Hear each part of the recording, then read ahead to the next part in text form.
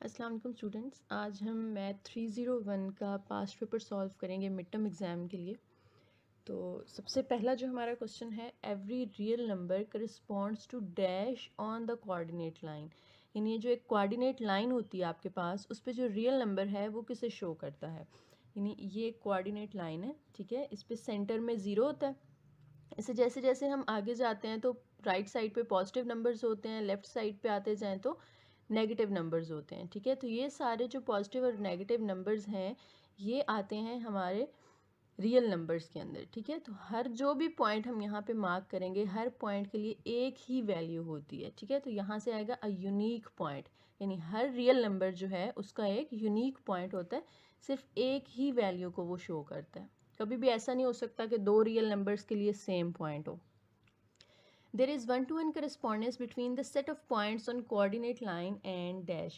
One-to-one corresponding का मतलब क्या होता है कि जैसे एक फंक्शन है आपके पास 1 2 3 और एक और फंक्शन है जिसमें आपके पास a b c गिवन है। तो वन टू वन corresponding का मतलब है कि एक नंबर जो है ना उसका पेयर एक के साथ ही बन सकता है। जैसे 1a लिख दें, 2b लिख दें, 3c लिख दें, ठीक है। तो इसे कहते हैं वन टू वन करस्पॉन्डिंग, यानी एक नंबर एक के साथ ही मैच हो सकता है। तो यहाँ पे क्या कह रहे हैं वो, सेट ऑफ पॉइंट और कोऑर्डिनेट लाइन, ये कोऑर्डिनेट लाइन के ऊपर जो पॉइंट्स हैं इनकी वन टू वन करस्पॉन्डिंग किसके साथ होती है, रियल नंबर्स के साथ, ठीक है। ऊपर भी हमने देखा है इसके ऊपर रियल नंबर्स होते हैं, यानी एक रियल नंबर का एक पॉइंट होगा। Which of the following is associated to each point of three dimensional space. Three dimensional space पे क्या होता है, थ्री डायमेंशनल स्पेस के अंदर हमारे 4 ऑक्टेंट्स होते हैं, सॉरी 8 ऑक्टेंट्स होते हैं, ठीक है। 4 क्वाड्रेंट्स होते हैं एक्स वाई प्लेन में, और अगर 3 आ जाएँ एक्सेस, जैसे एक्स वाई जी है, तो फिर हमारे पास 8 उसके पोर्शंस बनते हैं जिन्हें हम ऑक्टेंट्स कहते हैं। तो यहाँ पे उन्होंने कहा कि जो थ्री डायमेंशनल स्पेस होती है उसके अंदर हर एक नेचुरल नंबर को शो करता है, ठीक है। उसके बाद है all axes are positive in dash octant. जैसे क्वाड्रेंट है ना, तो क्वाड्रेंट में क्या होता है कि एक्स और वाई दोनों फर्स्ट क्वाड्रेंट में पॉजिटिव होते हैं। इसी तरह से जो ऑक्टेंट होता है ना, जिसमें एक वाई एक्सेस है, एक जी एक्सेस है, एक्स एक्सेस है और तीसरा जी एक्सेस है, ठीक है। ये एक्स है, ये वाई है और ये जी है। तो इसके जितने भी ऑक्टेंट्स बनते हैं, टोटल 8 बनते हैं, तो उसमें से जो पहला होता है उसके अंदर सारे एक्सेस पॉजिटिव होते हैं, यानी उसके पेयर हम यूँ लिखते हैं, एक्स भी पॉजिटिव है, वाई भी पॉजिटिव है और जी भी पॉजिटिव है। The spherical coordinates of a point are these. What are its cylindrical coordinates? अच्छा जी, spherical coordinates कौन से होते हैं? spherical coordinates होते हैं r, थीटा, z, ठीक है। और साथ ही जो दूसरे हैं cylindrical coordinates, वो क्या होते हैं?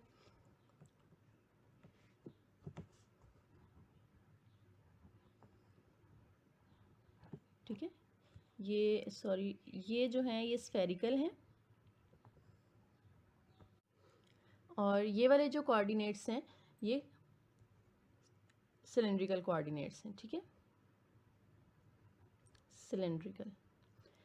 अब हमें स्फेरिकल गिवन है, स्फेरिकल का मतलब है ये पी की वैल्यू दी हुई है, ठीक है। साथ में ये जो है थीटा गिवन है हमें, और ये जो वैल्यू है ये तीसरी वैल्यू किसकी होगी, फाई की। तो ये तीनों वैल्यूज हमें दी हुई हैं, हमने आर, थीटा और जी की वैल्यू फाइंड करनी है। तो आर का जो फॉर्मूला होता है ना, वो होता है पी साइन फाई, ठीक है। और इसी तरह से जो थीटा का फॉर्मूला होता है, क्योंकि दूसरा वैल्यू हमें थीटा चाहिए और इधर भी थीटा है, तो थीटा को हम थीटा के ही इक्वल लिख देते हैं, ठीक है।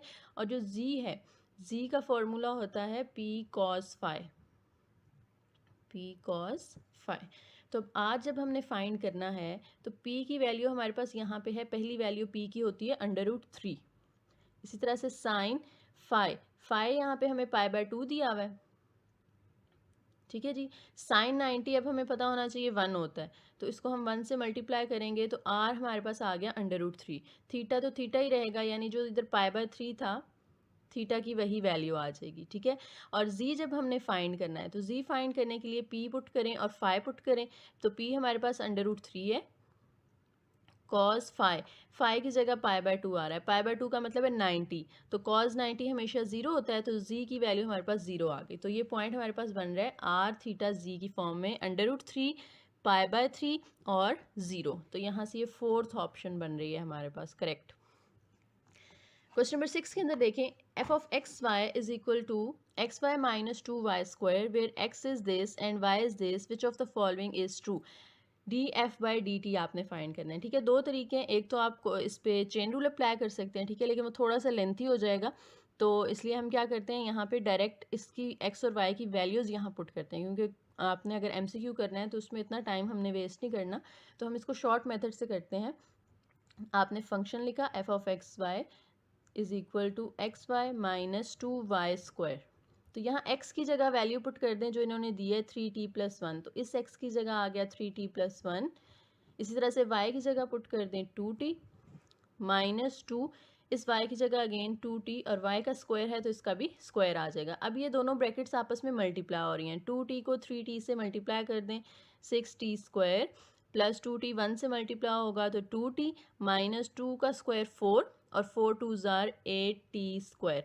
अब t स्क्वायर वाली दो वैल्यूज़ हैं, इनको सिंप्लीफाई कर लें, माइनस 2t स्क्वायर आ जाएगा और ये plus 2t as it is. अब इसका आप ले लें derivative, with respect to t हमें डेरिवेटिव चाहिए, ठीक है। तो विद रिस्पेक्ट टू t जब हम इसे डिफ्रेंशिएट करेंगे, माइनस 2 तो बाहर आ जाएगा, कांस्टेंट है, टी स्क्वायर का डेरिवेटिव पावर साइड पे आके मल्टीप्लाई होती है और पावर में से 1 माइनस करेंगे तो यहाँ 1 रह जाएगा, प्लस 2 इंटू टी का डेरिवेटिव क्या होगा 1, क्योंकि नीचे भी टी है और ऊपर भी तो 1 आ जाएगा, तो ये बनता है माइनस 4t प्लस 2। तो यहाँ से करेक्ट ऑप्शन हमारी ए बन रही है। नेक्स्ट देखें, late w is equal to f of x y z and x is equal to some function, y is equal to some other function and z is equal to some third function, then by chain rule। अब chain rule के according क्या होता है कि अगर आपने इस w का पार्शियल डेरिवेटिव फाइंड करना है विद रिस्पेक्ट टू r, तो पहले आप w को डिफ्रेंशिएट करेंगे विद रिस्पेक्ट टू x, ठीक है, और फिर x को डिफ्रेंशिएट करेंगे विद रिस्पेक्ट टू r।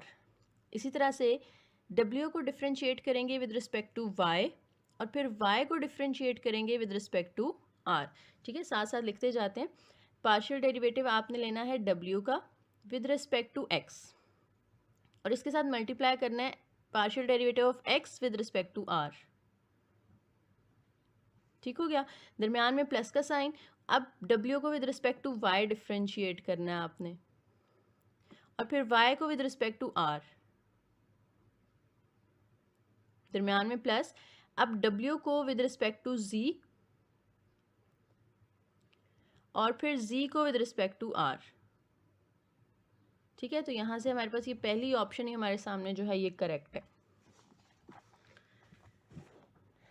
ठीक है। बाकी ये तीनों ऑप्शंस आप छोड़ देंगे। नेक्स्ट देखें जी, magnitude of vector a is 2 and magnitude of vector b is 3, angle between them is 45, what is a dot b। तो सबसे पहले तो a डॉट b का फॉर्मूला लिख लेते हैं। a dot b is equal to क्या होता है, magnitude of a into magnitude of b and साथ में आ जाता है cos थीटा, ठीक है। तो a की मैग्नीट्यूड हमें उन्होंने दे दी है 2, b की मैग्नीट्यूड हमें गिवन है 3 और cos थीटा यानी एंगल हमें दिया हुआ है 45 डिग्री।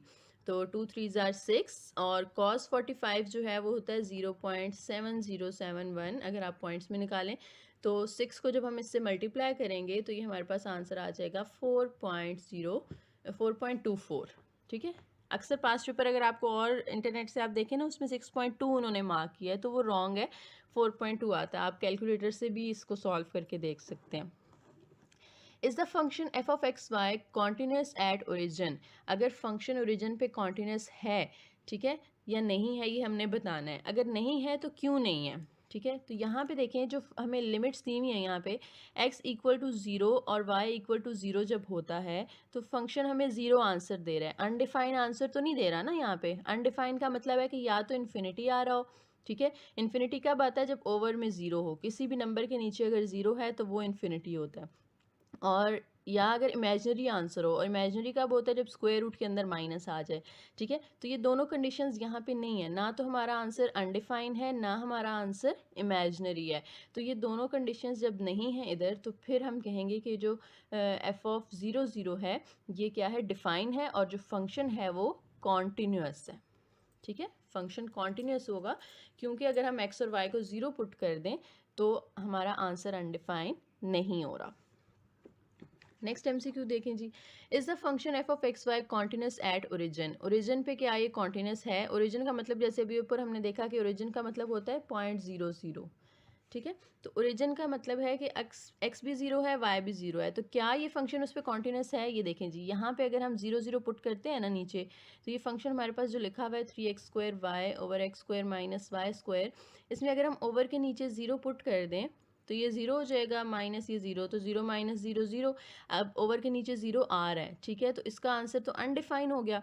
तो इसका मतलब है कि जो एफ ऑफ 0 0 है वो नॉट डिफाइंड, वो अनडिफाइन है। नेक्स्ट देखें जी, let R be a closed region in two dimensional space. What does the double integral over R calculate? Double integral जो है वो हमेशा radius of inscribed circle calculate करता है, ठीक है। Which of the following formula can be used to find the volume of a parallelepiped with adjacent edges formed by vector A, B and C? अच्छा, जो पैरेललोपाइप्ड का volume होता है ना, जिससे हमने अगर वेक्टर्स की फॉर्म में फाइंड करना है, तो उसके लिए जो फॉर्मूला यूज़ होता है usually A cross B dot C, ठीक है। या अगर A के साथ डॉट ले रहे हैं तो फिर B और C का क्रॉस आएगा, और जिसके साथ क्रॉस आता है ना ब्रैकेट, उसके साथ आती है, ठीक है। तो यहाँ से हमारा ये ऑप्शन बन रहा है A dot B cross C।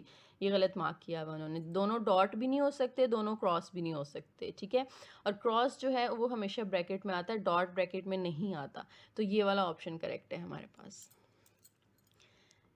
13 देखें, two surfaces are said to be orthogonal at point of their intersection if their normals at that point are perpendicular। ये आपको पेज नंबर 57 पे हैंडआउट्स में मिल जाएगा, आपने वहाँ से कंफर्म कर लेना है।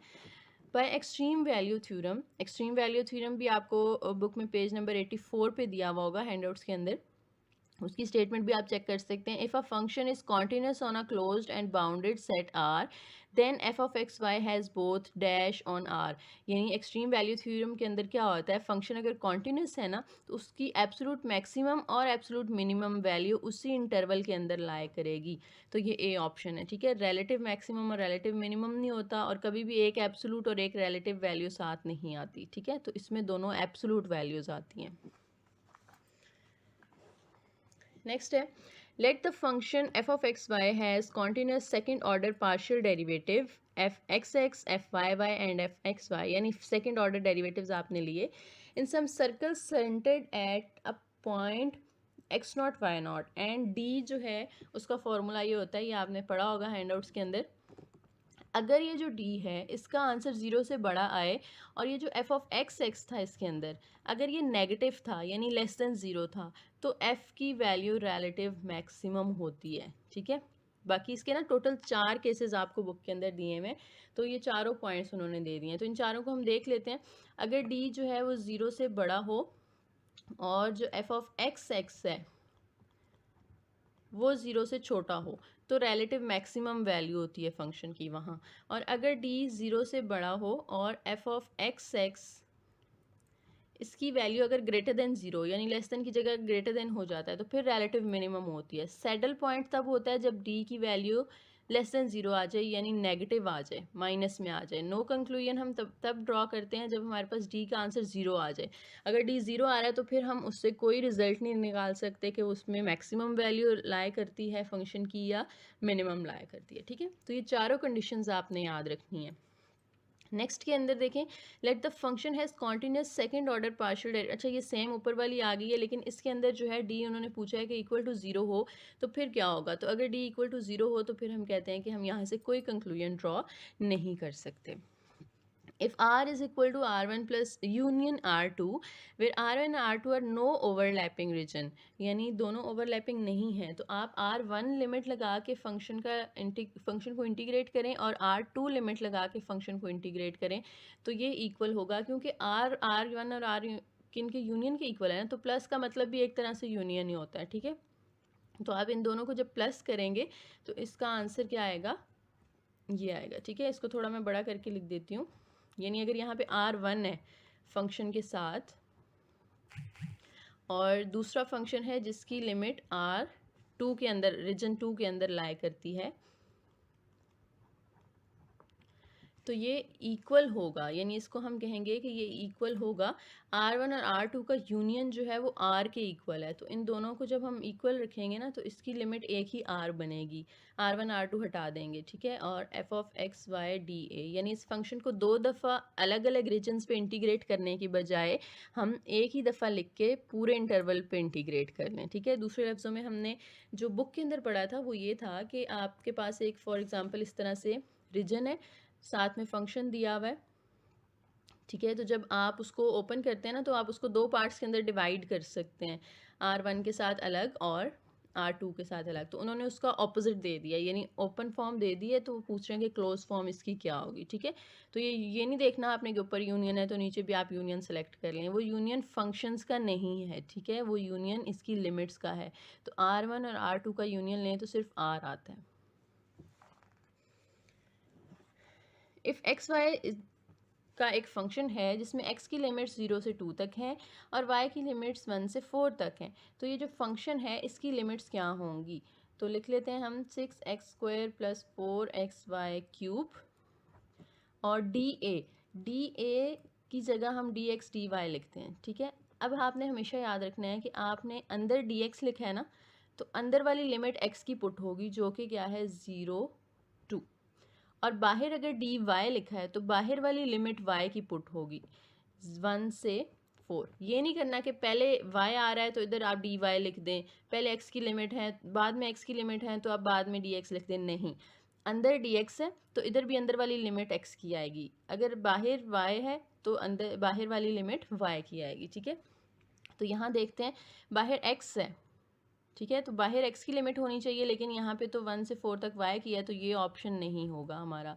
नेक्स्ट पे चलें तो बाहर फिर से dx है, ठीक है, तो यहाँ पे x की लिमिट हमें दी हुई है बाहर 0 2 और अंदर dy है तो अंदर y की लिमिट हमें दी है 1 से 4, तो ये ऑप्शन हमें करेक्ट लग रहा है।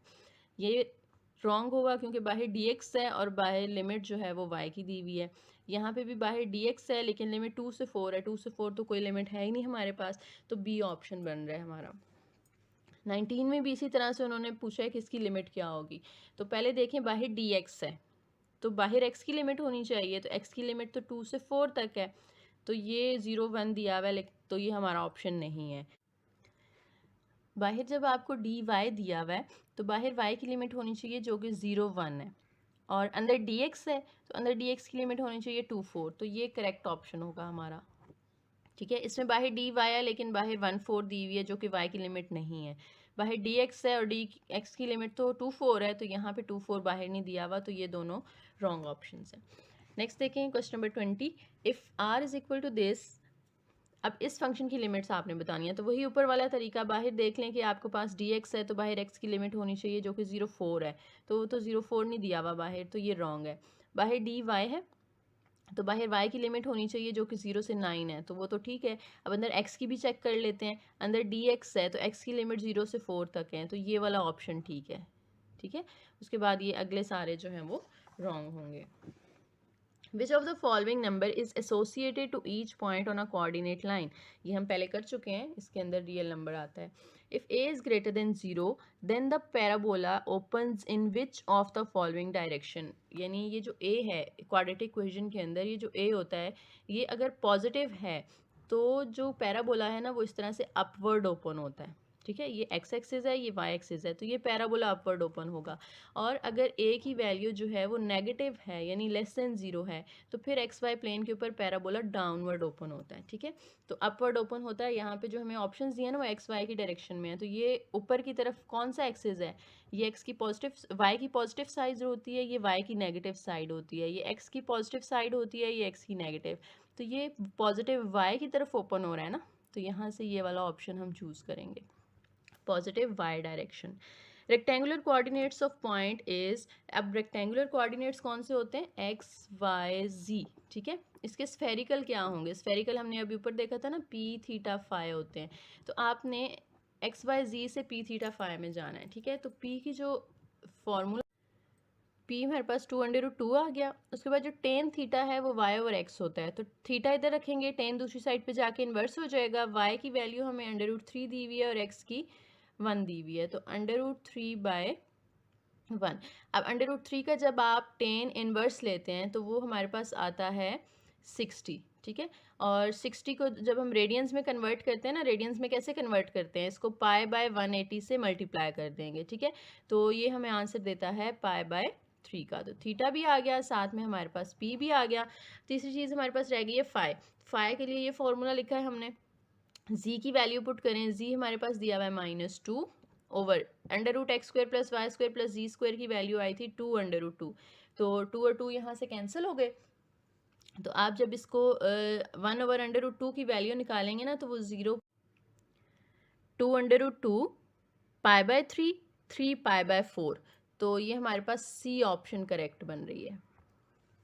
नेक्स्ट देखें, if a function is not defined at some point then its limit dash exist at that point. उसकी लिमिट जो है ना वो एग्जिस्ट नहीं करती, मेरे ख्याल में नेवर होगा। यहाँ पे मे मार्क हुआ हुआ है तो आप इसको ज़रा चेक कर लीजिएगा। Suppose f of x y is equal to this, which of the following statement is correct. आपके पास जो फंक्शन है वो है x³ e power xy, x³ e power xy। इसका आपने पार्शियल डेरिवेटिव लेना है विद रिस्पेक्ट टू y, ठीक है। सब में विद रिस्पेक्ट टू y है, तो विद रिस्पेक्ट टू y जब हम इसका डेरिवेटिव लेंगे तो जो x वाली टर्म्स हैं वो तो कांस्टेंट रहेंगी ना। इसका with respect to y derivative लेना है, तो जो x³ है ये बाहर आ जाएगा और सिर्फ ये डेरिवेटिव आएगा y वाली टर्म का जो पे e पावर xy है, ठीक है। तो अब यहाँ पे देखें तो x³ as it is, e का डेरिवेटिव तो वही होता है, इसकी पावर का अलग से जब डेरिवेटिव लेंगे तो x कांस्टेंट है, बाहर आ जाएगा, अंदर y का डेरिवेटिव 1, तो ये x की पावर 4 बन जाएगा e पावर xy। तो x power 4 e power xy, ये ऑप्शन बन रही है। नेक्स्ट देखें, x² y minus y³ plus log x। इसका आपने partial derivative with respect to x लेना है, तो विद रिस्पेक्ट टू x जब हम लेंगे तो x² का तो 2x आ गया, y कांस्टेंट है वो वैसे ही, y³ कांस्टेंट है 0 हो जाएगा, log x का आ जाएगा 1 ओवर x, ठीक है। ये हमारे पास आ गया partial derivative of f with respect to x। इधर स्क्वायर है यानी आपने इसका again with respect to x derivative लेना है, ठीक है। तो 2 कांस्टेंट है, x का 1 हो जाएगा, y भी कांस्टेंट है, और plus 1 over x। 1 over x का डेरिवेटिव क्या होता है, 1 ओवर x स्क्वायर, और साथ में माइनस आ जाता है, ठीक है। डेरिवेटिव तो लेना आता होगा ना आपको, ये काफ़ी हमने डिटेल से लेक्चर्स के अंदर भी डिस्कस की हैं ये चीज़ें। तो 2y minus 1 over x square, तो ये ऑप्शन 4th बन रही है हमारी। नेक्स्ट है, ये क्वेश्चन रिपीट हो गया, ठीक है, ये हम ऑलरेडी कर चुके हैं। If the function is continuous at origin, ये भी हमने पहले डिस्कस कर लिया है कि कॉन्टिन्यूस होगा क्योंकि 0 0 पे वो डिफाइन है। उसके बाद what is the relation between direction of gradient at any point on the surface to the tangent plane at point. Gradient और जो टेंजेंट प्लेन होते हैं ना वो दोनों हमेशा एक दूसरे के परपेंडिकुलर होते हैं क्योंकि उनकी डॉट प्रोडक्ट 0 आती है। दो सर्फेसेज जो हैं are said to intersect orthogonally if their normals at every point common to them। इसका ऑप्शन होगा वैसे ऑर्थोगोनल, इसको आप पेज 78 पे चेक कर लीजिएगा, मेरे ख्याल में इसका ऑर्थोगोनल ऑप्शन है। By extreme value theorem if a function is continuous, ये भी रिपीटेड है, ये हम ऑलरेडी कर चुके हैं, ठीक है। उसके बाद डी अगर ग्रेटर देन 0 हो एफ ऑफ एक्स नॉट, ये भी हम कर चुके हैं। अब ये रिपीट हो रहे हैं आपके कुछ क्वेश्चंस, ठीक है, ये भी रिपीटेड है। नेक्स्ट देखें, the function y minus X का square root is continuous in the region, ये कॉन्टिन्यूस कहाँ होगा, एंड डिसकॉन्टिन्यूस, उन्होंने पूछा डिसकॉन्टिन्यूस कहाँ होगा। तो ये डिसकॉन्टिन्यूस होता है ऐसी पॉइंट, डिसकॉन्टिन्यूस मैंने अभी बताया था दो तरह से हो सकता है, अगर फंक्शन या तो अनडिफाइन हो या अंडर रूट के अंदर माइनस आ रहा हो, ठीक है, यानी वो इमेजिनरी नंबर बन जाए। तो अंडर रूट के अंदर माइनस कब आएगा, अगर हम छोटी वैल्यू में से बड़ी वैल्यू माइनस करेंगे, ठीक है, यानी अगर x जो है वो y से बड़ा हो जाए तो फिर ये फंक्शन जो है वो अनडिफाइन हो जाएगा, इमेजिनरी हो जाएगा, डिसकॉन्टिन्यूस हो जाएगा, क्योंकि छोटी वैल्यू में से जब भी हम बड़ी वैल्यू माइनस करते हैं ना तो आंसर माइनस में आता है। तो y को छोटा नहीं होना चाहिए, इक्वल हो सकता है, इक्वल होगा तो आंसर 0 आ जाएगा, 0 का अंडर रूट 0 होता है, वो तो ना तो अनडिफाइन है ना ही इमेजिनरी है, ठीक है। अगर y बड़ा है तो बड़ी वैल्यू में से जब भी आप छोटी वैल्यू माइनस करें आंसर पॉजिटिव आता है, नो प्रॉब्लम। प्रॉब्लम तब है अगर इमेजिनरी यानी अंडर रूट के अंदर माइनस आए, तो वो तब होगा अगर y छोटा है, छोटे में से आप बड़ी वैल्यू माइनस कर रहे हैं, तो ये वाला ऑप्शन है, यानी x बड़ा हो जाए और y छोटा हो जाए। Plane is an example of surface, plane जो है वो सरफेस की एग्जांपल है, ठीक है। उसके बाद ये वाला दोबारा से रिपीट हो गया। तो इसमें आज हमने इतने ही क्वेश्चंस किए हैं, तो काफ़ी सारा हमारा जो कॉन्सेप्ट है वो यहाँ पे क्लियर हो गया है। तो अगर फिर भी अगर किसी MCQ में किसी कॉन्सेप्ट में आपको हेल्प चाहिए, कोई प्रॉब्लम हो, तो आप हमें मेल कर सकते हैं। और अगर वीडियो अच्छी लगी है, थोड़ी बहुत हेल्प हुई है आपकी, तो प्लीज़ इसको लाइक कर दीजिएगा और चैनल को ज़रूर सब्सक्राइब कीजिएगा। Thank you.